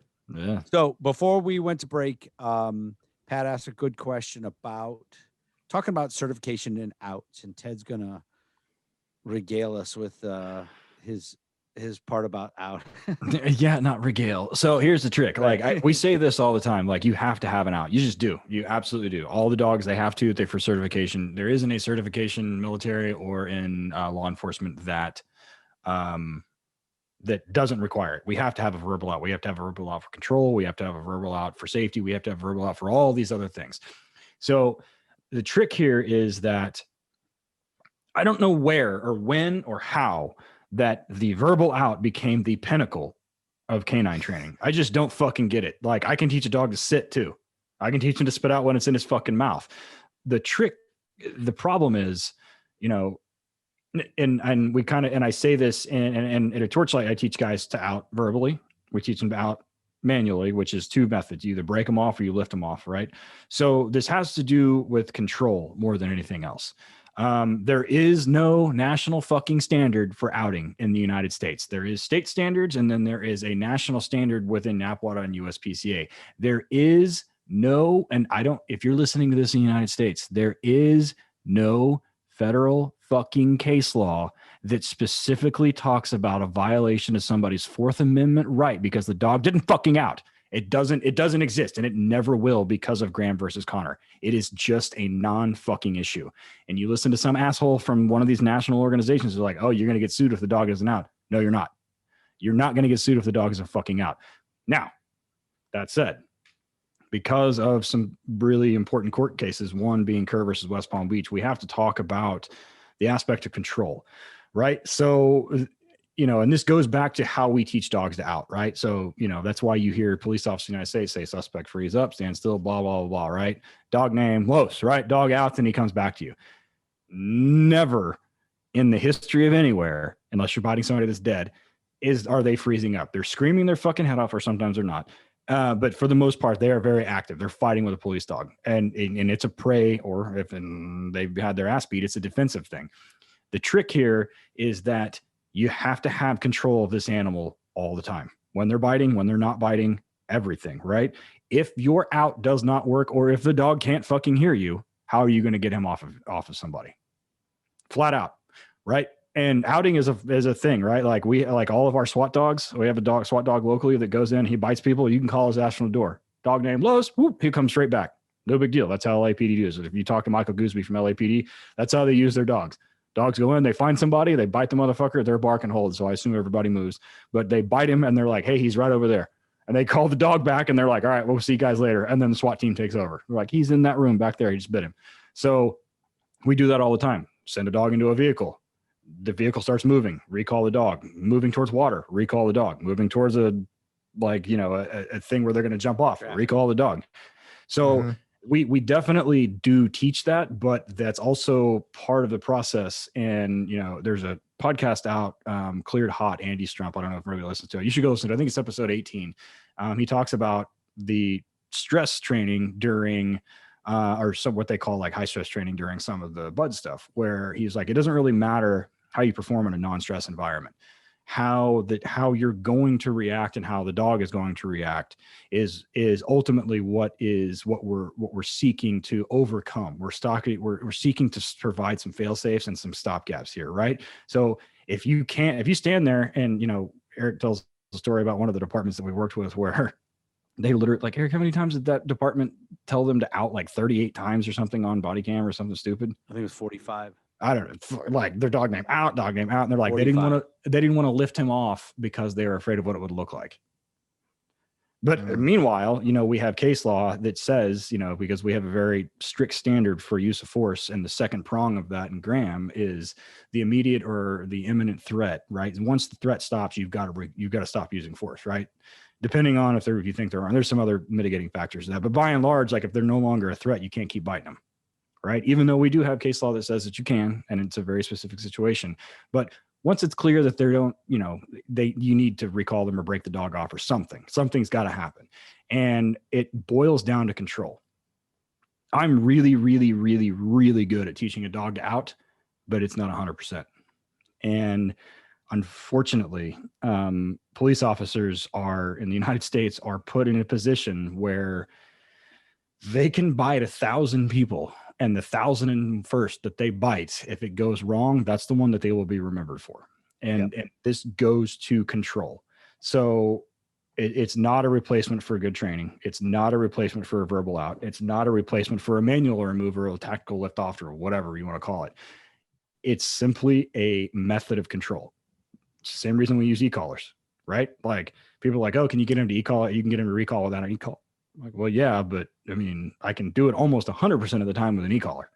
And that's why all of our dogs wear e-collars when they're working, because 100% of the time, same thing, manual recall. You send the dog to bite somebody, right? Dude takes a right hand and starts to run into traffic. I don't care if he gets hit by a car. I don't want the dude getting hit by a car or my dog getting hit by a car. Dog name down. And I will, and I tell people a lot of times, like, there are two behaviors that I teach with pressure, and I teach the dog how to use the e-collar, and one is a down and one is a recall. And under 110% of the time, like I say down and that motherfucker hits the deck, and we use an e-collar, and it's specifically for that reason. I don't want the 101st time to be an actual deployment where the dog runs into traffic and gets smoked because he's chasing some meth head across the street. That's, I don't care if the meth head gets hit, but I don't want the dog getting hit. So, it has to do with control. So, people arguing that you're going to get sued, they're fucking lying, and you're not going to get sued for a dog that doesn't, unless you let them chew on somebody forever. And then you're not getting sued for an out. You're getting sued for excessive force, which has nothing to do with the fucking out. It has to do with control more than anything else. And that's what I try and explain to people. And you get guys from the fucking 80s and 90s that are like, oh, teaching people to use breaker bars isn't acceptable. They're going to replace it and they're not going to teach it out. No, dipshit. They still have to fucking certify. They can't use a breaker bar during a certification. That's pretty straightforward. It's written in black and white. Tell the dog to out. He's got to spit it out. I can teach him to sit too. I can teach him to heel. I can teach him to track. I can teach him to find drugs and bombs. I can teach him to spit something out. It's not fucking hard. I don't know when that became the pinnacle of dog training, but the outing thing to me is just one of those that's like, I don't understand like the myth and the fucking like wizardry around it or something. I don't, just literally don't get it. But I think it relates to, like using dogs for what people can't do. Like that's where I think it comes down to is you don't want to put complex decision-making skills in the dog's hands. You want to use him to find stuff and to get into places and apprehend people in places where you can't, in a way that you can't. But putting complex decision-making skills in his hands, he's going to make mistakes. And so there's certain things like an out, like a recall, like that down at distance, where you're like, hey, you're about to make a stupid decision because you have laser focus on your single priority and you've been selectively bred to have zero self-preservation.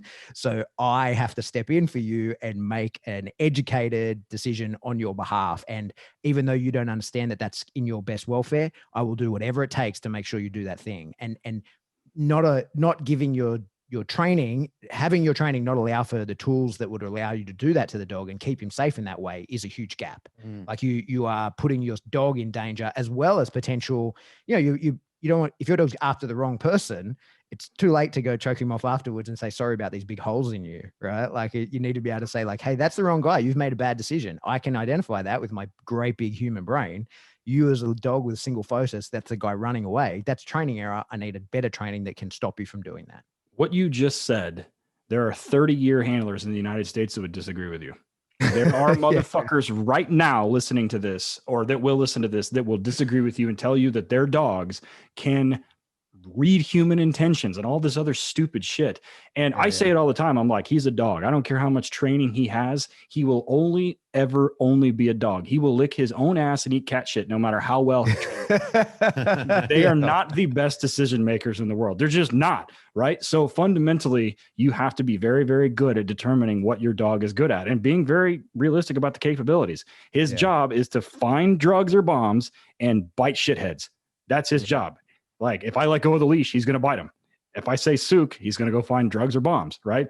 That is their job. Their job is not to determine human intentions. Conor McGregor just got his fucking ass kicked in Dubai because he couldn't read, he couldn't read his own intentions. We have the best human intention readers in the fucking world, and even they can't do it. If not, Conor wouldn't have won or wouldn't have lost. Like, and neither would have because he was just standing there and just missed and wouldn't have been able to hit each other.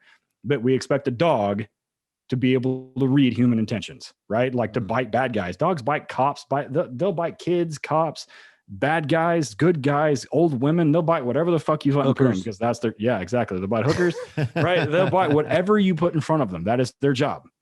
And not being honest about that is a massive way to put yourself in a bad position, either legally or just flat out safety. Like if you expect this dog, like Eric talks about running his first dog, like you expect a dog to do something and he doesn't, and it can get bad real quick.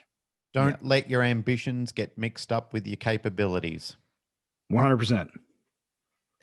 Hey, we're out of time, but thanks for doing it, fellas. It's been a fun conversation. It really was. It'll be interesting to see what our listeners like of you guys, and whether your listeners like, fuck these dickheads, don't get on again. Fucking idiot Americans. That's what they're gonna say. They're gonna see me drinking beer and be like, oh fuck. Yeah. We did a long podcast, and I didn't hear the C word out of me or you guys, and I was surprised by that, because I don't say it, but I see it a lot.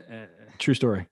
Well, it's a Australian culture to say the word. I mean, we just deliberately beep it out of the show or don't say it by choice. We're appeasing our audience. Yeah, we're appeasing our audience. But I mean, it's a term of endearment between certain Australians and their friends.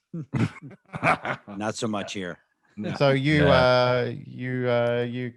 cunts are okay. There we go. Yes. Bunch of good cunts. Beep, beep. Hey, thanks for doing it. Hopefully someone's talking to you guys about bringing you out. I'm sure Mick's been harassing you about that, right? Like at some point when the world opens up and you can travel, you guys have got to come. We'll do this again in the studio with us. And I can get to the States and I can get to one of your HRD things, I absolutely want to be there. So we look forward to that one day. No, absolutely. Mick's a good old cunt. Yeah. He is a good cunt, Mick. I like him. All right. All right. Thanks, guys. Appreciate it. Thanks, Thank you, fellas. gents. Catch ya.